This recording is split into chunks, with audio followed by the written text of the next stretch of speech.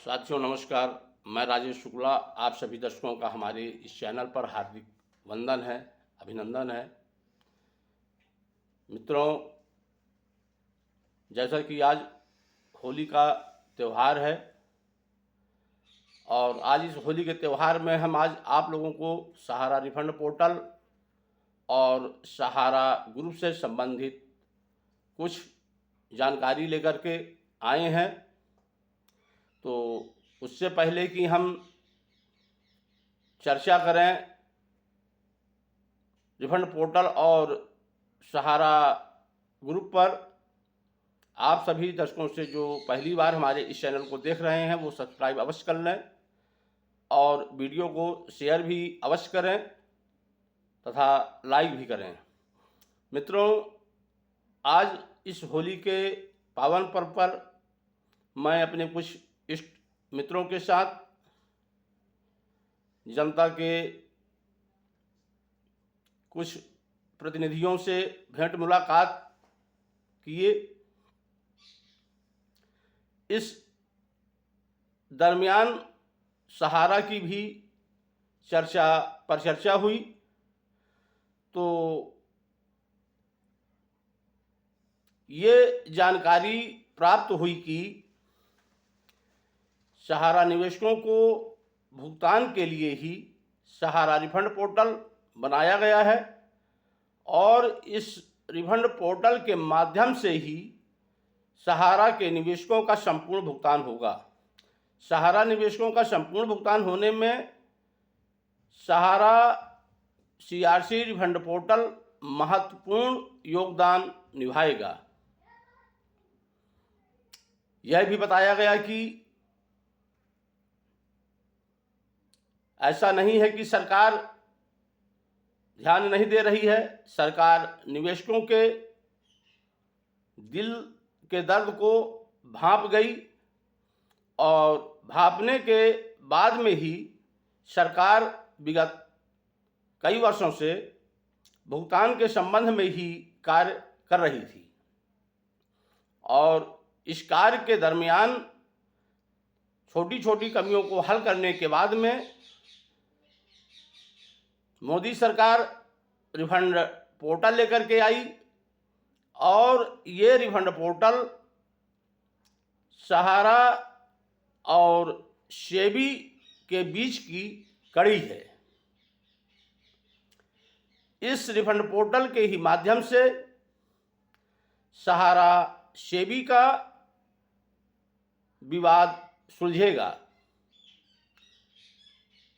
यह बताया गया कि जैसे कुछ लोग बोल रहे थे कि सहारा के निवेशक सब फर्जी हैं, तो इसी कारण इस चीज़ का ठोस प्रमाण उपलब्ध होने के कारण ये रिफंड पोर्टल बनाया गया है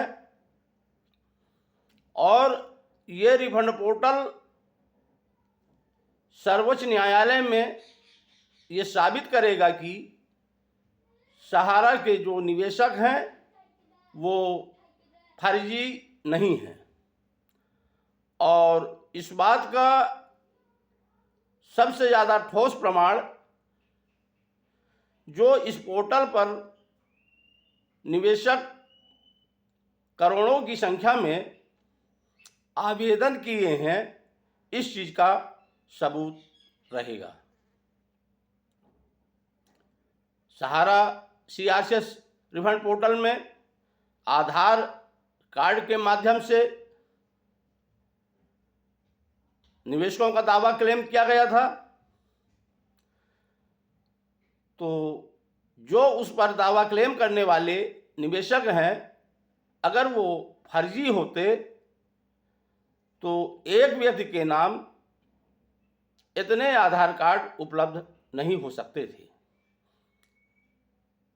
तो सर्वोच्च न्यायालय में, सुप्रीम कोर्ट में ये सब तथ्य रखे जाएंगे। सरकार ये सब तथ्य को लेकर के सर्वोच्च न्यायालय पहुंचेगी और इधर PIL जो लग रही है या कि जो रीट याचिका लगी हुई है, तो रीट याचिका में भी ये सारे मुद्दों को उठाया गया है और PIL में भी ये मुद्दे उठाए जाएंगे। तो रीट याचिका और PIL के प्रश्नों का उत्तर रिफंड पोर्टल के माध्यम से दिया जाएगा, क्योंकि भुगतान नहीं हो रहा है। सरकार जानती थी कि पोर्टल से पूर्ण रिफंड हो पाना संभव नहीं है और अभी तक 250 यानी 250 करोड़ रुपए का ही रिफंड हो पाया है। तो सरकार इस मुद्दे को सुलझाने में महत्वपूर्ण योगदान निभाएगी, ऐसी जानकारी दी गई।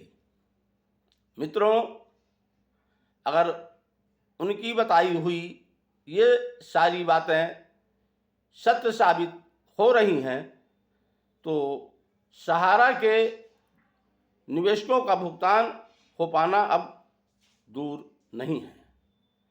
लेकिन आप लोग PIL में अवश्य जुड़ें, रीट याचिका में अवश्य जुड़ें। रीट याचिका या PIL भुगतान के लिए सबसे बड़ा ब्रह्मास्त्र साबित होने वाला है। मित्रों, अगर उनकी बताई गई बातें ये सब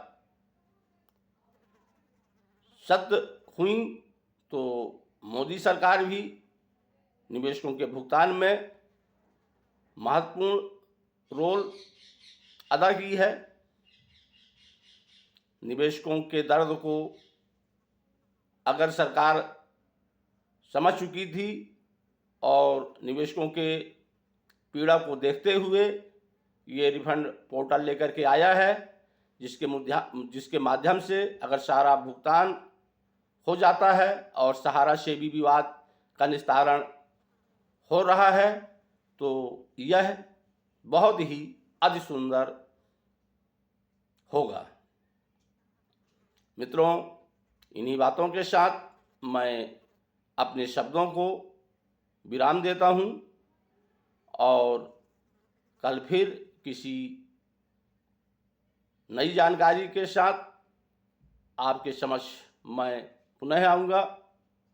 आपके जो भी प्रश्न हैं हमारे कमेंट बॉक्स में जाकर के अपना कमेंट अवश्य लिखें।